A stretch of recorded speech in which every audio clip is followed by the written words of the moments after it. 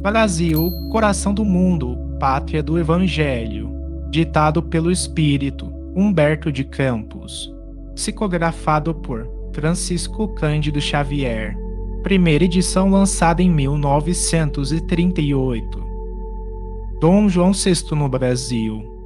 Enquanto as falanges espirituais de Henrique de Sagres se reuniam em Portugal, revigorando as forças lusitanas para a escola de energia que foi a Guerra Peninsular, o exército de Ismael voltava-se para o Brasil a fim de inspirar o primeiro soberano do velho mundo que pisava as terras americanas.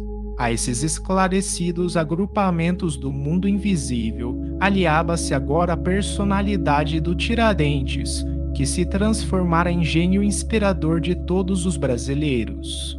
Ismael reúne os seus colaboradores e fala assim aos devotados mensageiros: amigos, um novo período surgirá agora para as nossas atividades na terra do Evangelho.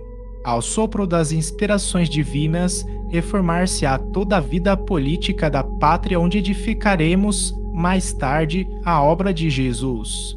Procuremos inspirar a quantos se conservam à frente dos interesses do povo, iluminando-lhes o caminho com as ideias generosas e fraternas da liberdade. Sobre os nossos esforços há de pairar a direção do Senhor, que se desvela amorosamente pelo cultivo da árvore sagrada dos ensinamentos, transplantada da Palestina para o coração do Brasil. Aquela caravana de abnegados espalha-se então por todos os recantos da pátria, distribuindo com os seus esforços fraternais as sementes de uma vida nova. A 22 de janeiro de 1808, aporta na Bahia a maior parte das embarcações que constituíam a frota real. O povo baiano recebe o príncipe regente e sua comitiva com as mais carinhosas demonstrações de amizade. Parins e bandeiras anunciam, sob um sol quente e amigo, a presença da família real nas terras do Cruzeiro. A cidade do Salvador julga-se de novo nos seus grandes dias, contando com a honra de ser outra vez a capital da colônia, mas os navios descem ao longo da costa para o Rio de Janeiro.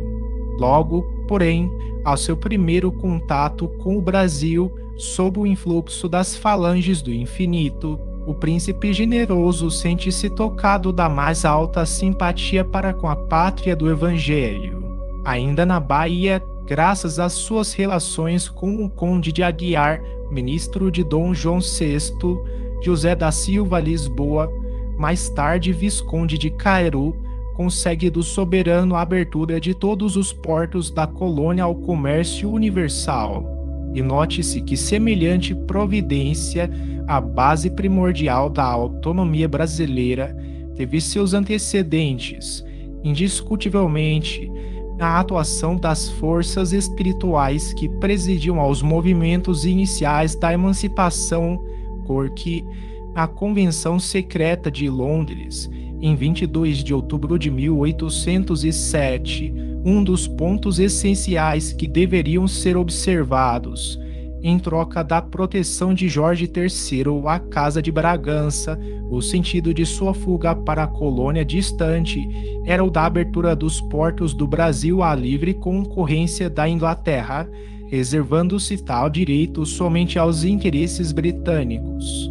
O soberano e seus ministros conheciam essas estipulações através de Lord Strangford, mas, com auxílio das influências salutares do plano invisível, reconsideraram a tempo o absurdo de semelhantes exigências e cuidaram de realizar as primeiras aspirações dos patriotas brasileiros. A maravilha dos céus americanos deslumbra os olhos de Dom João, que se entusiasma com a beleza natural da paisagem magnífica. Acompanhado de numeroso séquito de fidalgos, onde se destacavam o Visconde de Anadia, elegante da época, inimigo implacável de todas as feições indígenas da colônia, o Marquês de Belas, o Marquês de Angeja, o Duque de Cadaval e toda uma comitiva enorme de vassalos e nobres, de guardas e criados, o soberano aportou ao Rio de Janeiro um ambiente de geral alegria.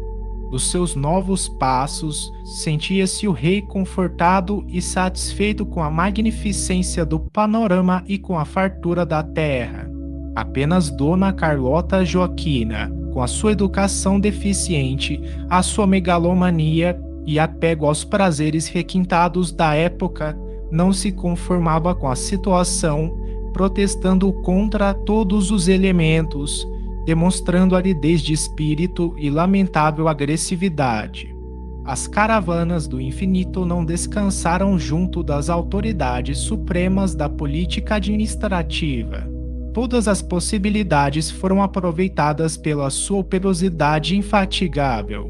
A 1º de abril de 1808, levantava-se a proibição que incidia sobre as indústrias nacionais que foram declaradas livres, o que facilitou a colaboração dos estrangeiros estabelecidos nas costas marítimas da pátria do cruzeiro, surgindo um novo período de trabalho construtivo do país, prestes a celebrar suas núpcias com a liberdade.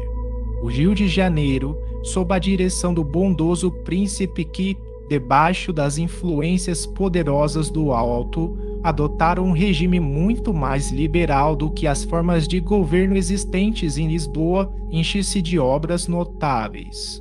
Grandes instituições se fundam na cidade da mais maravilhosa Bahia do mundo. Surgem a Escola de Medicina, o Real Teatro São João, o Banco do Brasil, organizam-se os primórdios da Escola de Belas Artes, cria-se a Academia de Marinha, o Conselho Militar, a Biblioteca Real, desenha-se o Jardim Botânico, como novo encanto da cidade e, sobretudo, inicia-se, com a imprensa régia, a vida do jornalismo na terra de Santa Cruz.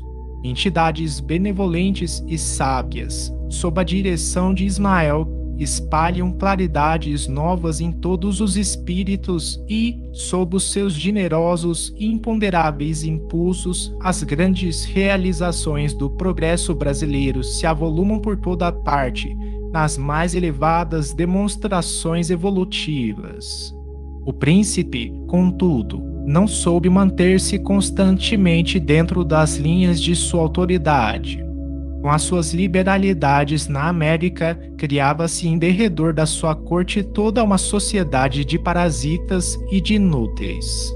Os senéis abastados do Rio de Janeiro e das outras grandes cidades coloniais receberam títulos e condecorações de toda a natureza.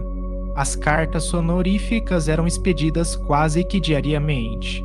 Por toda parte havia comendadores da Ordem do Cristo e cavaleiros de São Tiago, dando lugar a um grande menosprezo pelas instituições. Os nobres da época eram os novos ricos do mundo moderno. Conquistados os títulos, sentiam-se no direito de viver colados ao orçamento da despesa, apodrecendo longe do trabalho. Só os gastos da despensa da corte, dos quais vivia a multidão dos criados, no Rio de Janeiro, ao tempo de Dom João VI, se aproximavam da respeitável importância de mais de 15.000 contos de réis. O alojamento dos fidalgos e de suas famílias exigiu, por vezes a fio, as mais enérgicas providências da autoridade no capítulo das expropriações. A chamada Lei das Aposentadorias obrigava todos os inquilinos e proprietários a cederem suas casas de residência aos favoritos e aos fâmulos reais.